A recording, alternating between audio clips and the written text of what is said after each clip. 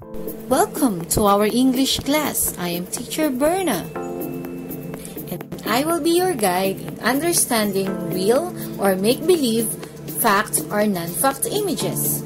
Before we begin, let's have a short review. Are you ready? It came from the Latin word imago, which refers to any item that depicts visual perception. It pertains to digital images available for viewing in electronic devices.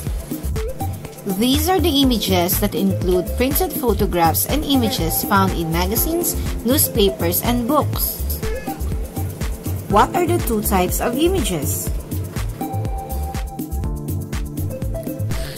How do you know if an image is real? And how do you know if an image is a make-believe?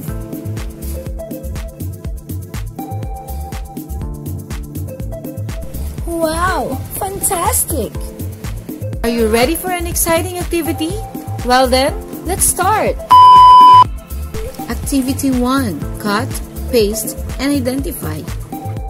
Cut out 5 images from old magazines and newspapers and paste it on a clean sheet of paper. Then, identify whether the images are real or make-believe.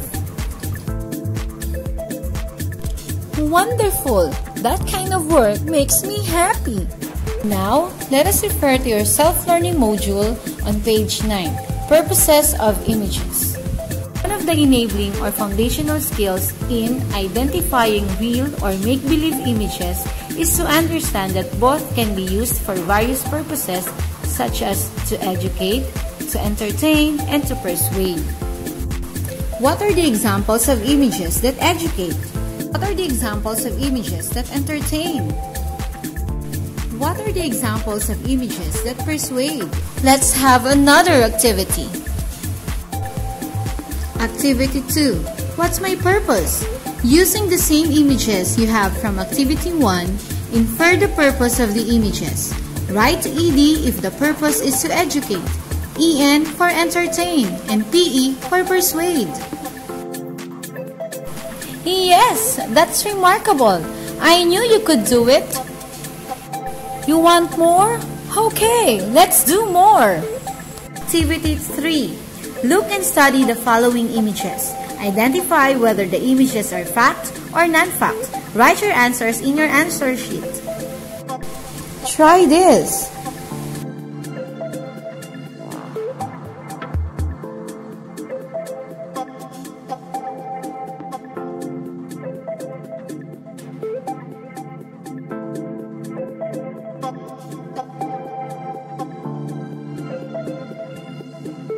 You are learning a lot. I am impressed. And now, let us refer to your self-learning module on page 8.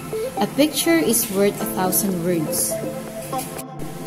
Have you heard the proverbial sentence from the Chinese philosopher Confucius? A picture is worth 1,000 words signifies that images can be useful means to express clear thoughts rather than words.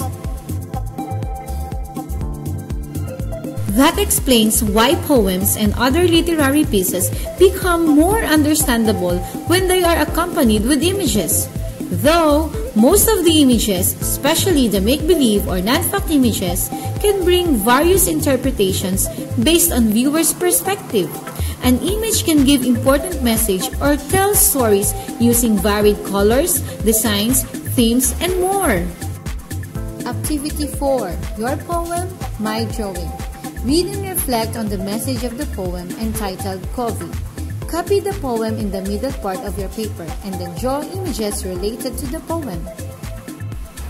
Place the images around the written poem. Consider the indicators in the rubric in making your illustrations. Excellent!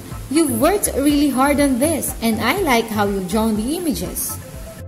We are done with the last activity for this week. Activity number 5. Look and study the image below. Infer the purpose of the image. Write ED if the purpose is to educate, EN for entertain, and PE for persuade.